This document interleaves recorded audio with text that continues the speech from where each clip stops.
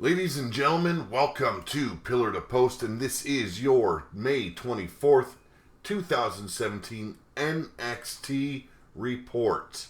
Now, as you well know, that tonight was the Fallout show of Takeover Chicago, and there wasn't all that much action going on tonight. They recapped a lot of what was going on at the pay-per-view last week, or I should say this past weekend.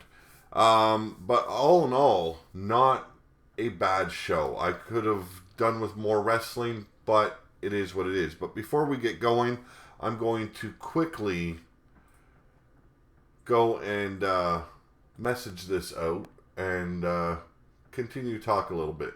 Now, like I said, the top of the show, they covered everything that happened at NXT TakeOver Chicago.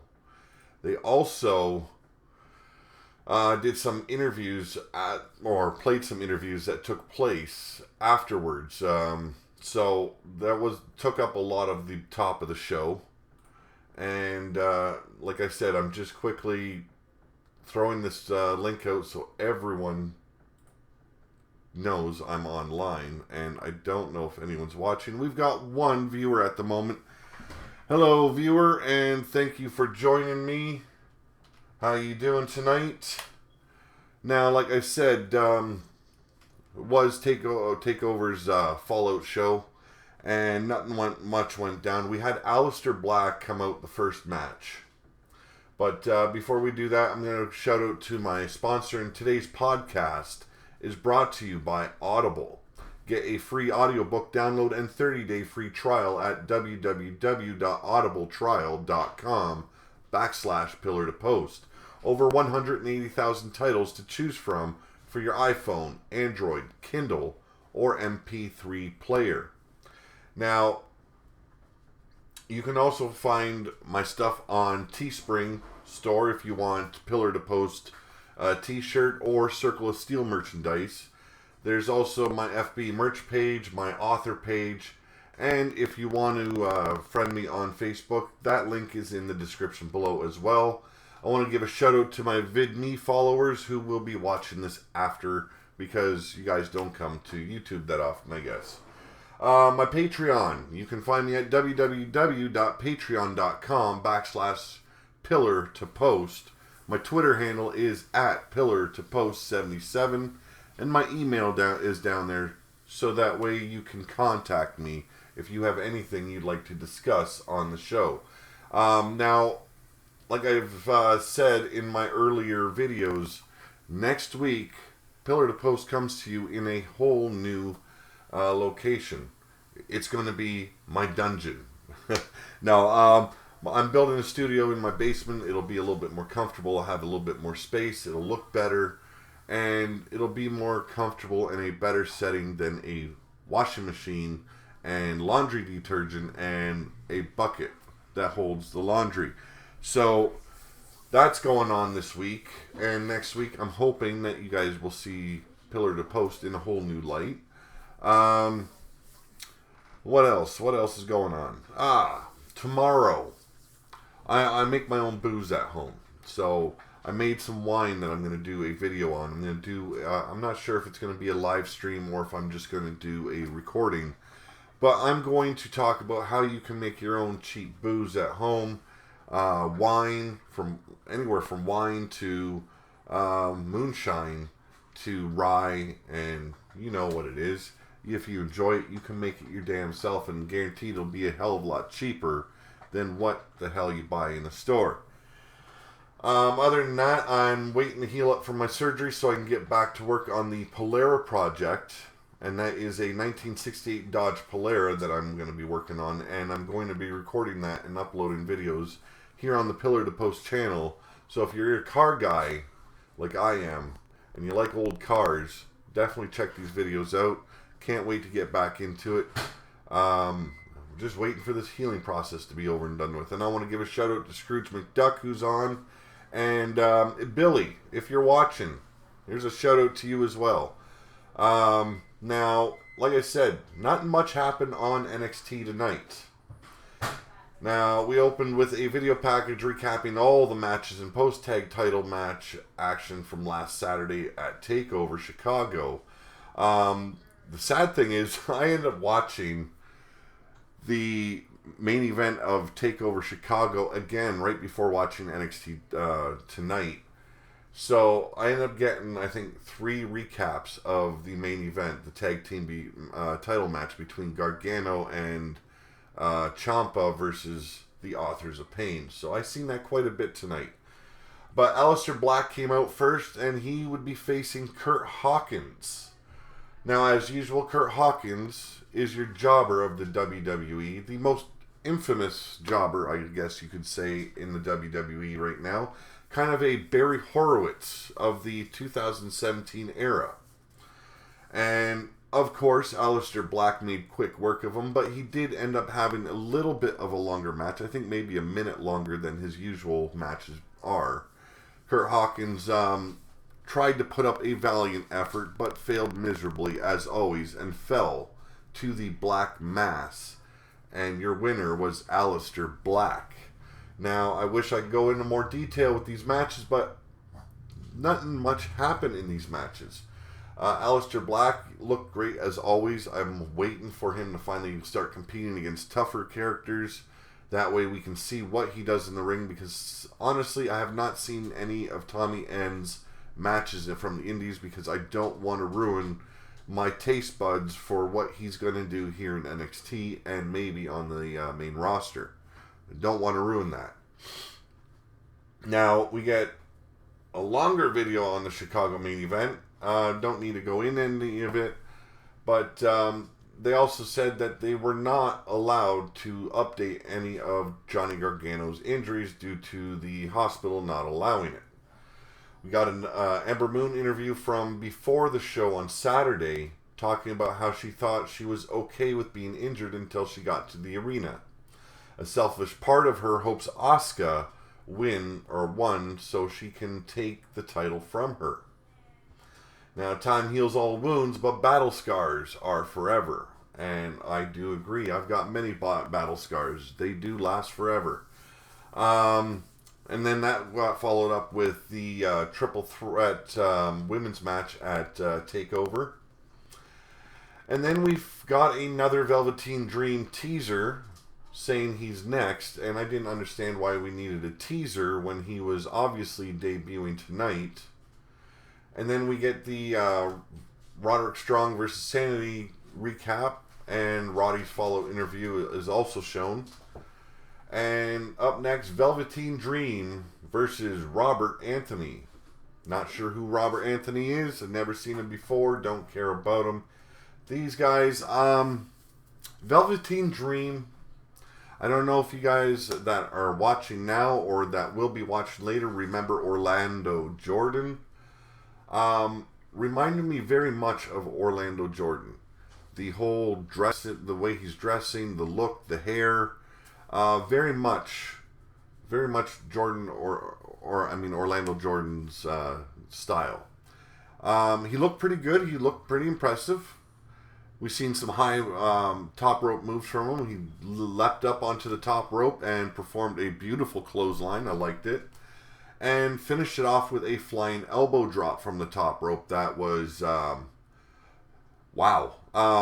Not just the distance he covered with it, but the height he took for that flying elbow drop looked beautiful. I want to see more of him. I'm not sure if I like the gimmick so far, but it's something that has to grow on us all. So Velveteen Dream made his first, and I would say an impressive debut against Robert Anthony. But let's see how he does when he's facing someone like Roderick Strong or, Aleister Black. I don't see him going very far against guys like that. We got a UK title recap from the NXT TakeOver Chicago pay-per-view. And Pete Dunne's interview from Saturday. And also the Bobby Roode versus Hideo Itami highlights. And got announced that we'll have another glorious celebration next Wednesday. So up next was Drew McIntyre versus Wesley Blake. Now Wesley Blake, when I started watching NXT, which was around February, mid-February, he was in a tag team. So I was a little bit confused when that broke up. I must have missed it. But I remember him being with Blake and Murphy, that being the tag team. So all of a sudden he's a singles competitor now. He made a valiant effort. It was a pretty good match. It was back and forth. He showed his impressive power, but Drew McIntyre clearly outshines him when it comes to power. We've seen Drew McIntyre belly to belly him across the fucking ring, which was nicely done. And that was finished off with the single leg Yakuza kick, also known as Drew McIntyre's finisher, the Claymore. Great match. Wesley Blake looks good as a singles competitor, but he does need more work. There was one part in the match where he got into Drew McIntyre's face in the corner, and Drew McIntyre simply responded with a boot to the face. Looked brilliant. Loved it. Blake got some power moves in as well. Got to show that he's intense as well, but not quite standing up to par when it comes to facing a guy like Drew McIntyre. But that was all that really went down in NXT tonight. 3 matches, 2 very short. This the last one, the main event of the night, not too bad. It was well done, well wrestled out, and I enjoyed. Now, I was thinking about doing 205 recap as well, but I can't stand watching cruiserweights when they're not wrestling like cruiserweights.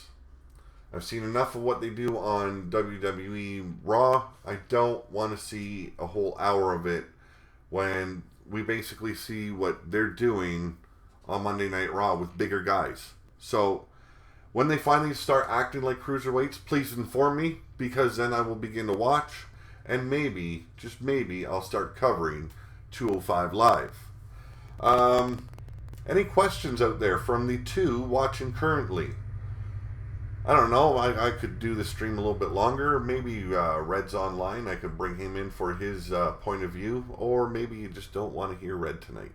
I should probably shout that out. Tomorrow night, 8 p.m., it will be Shooting from the Hip right here on Pillar to Post with Red Rayner from the Heavyweight Mark channel, and a special guest tomorrow night, and his name, he's known as The Nightmare on Facebook, and I simply know him as Sin. He will be live here tomorrow night on Shooting from the Hip.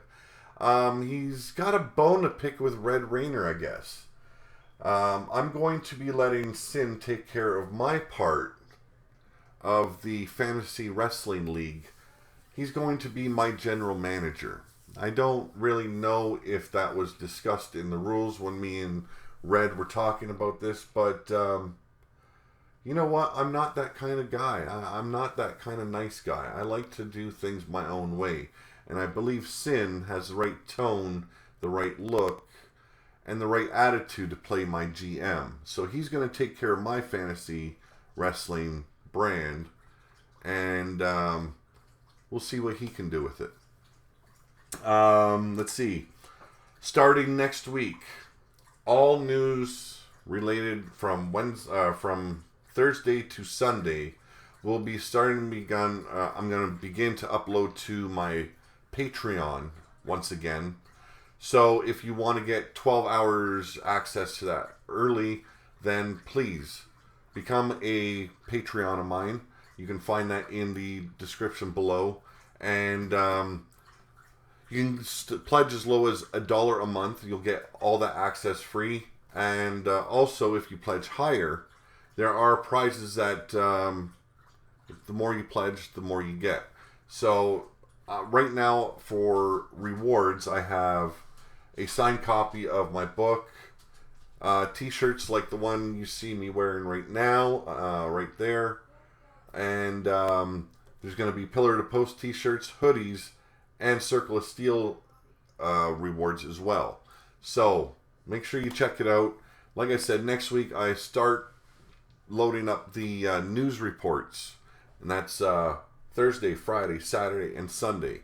Depending on how much news is out there in the wrestling world, it could be Thursday to Saturday. It could be Thursday and Friday.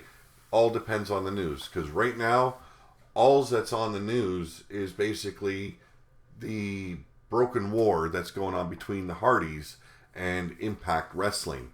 Which, if you are like me, you're kind of getting sick and tired of reading and hearing about it. We've got 15 minutes covered. That is sad for a live stream. But, like I said, nothing happened on NXT tonight, really. You know, you had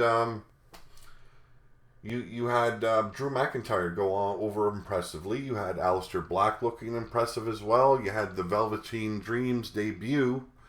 And a whole lot of recap. So, trying to figure out what to discuss next with you is a little bit hard to do. Now, if there's any questions, please give me a shout out. You guys are right here in the chat. Ask a question, buddy. And if not, then I am going to be ending this a lot earlier than I intended. Or I can always get my book out and read you the first chapter. But like I said, not much going on right now. Not today, anyway. So, if you guys want me to continue, I will think of something to talk about. Actually, let's see if there's anything new up in the news right now. Let's go to WrestlingNews.com. Let's see what we got.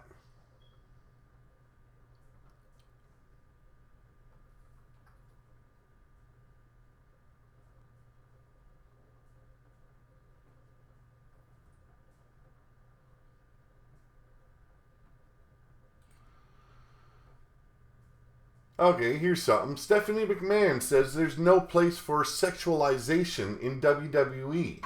Talks equality. Superstar outfits. Yes, this is what I'm resorting to for news. Now, Stephanie McMahon spoke with Sky Sports Women show while WWE was in the UK earlier this month and said the company is doing all it can to lead the fight for equality in sports, adding that there's no place for sexualization in the WWE.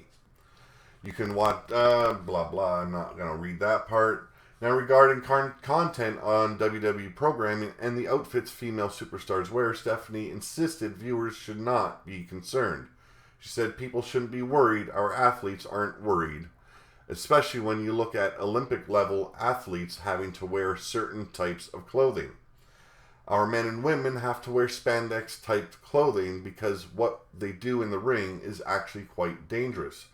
If you had a lot of loose clothing, then it could be a problem in the ring.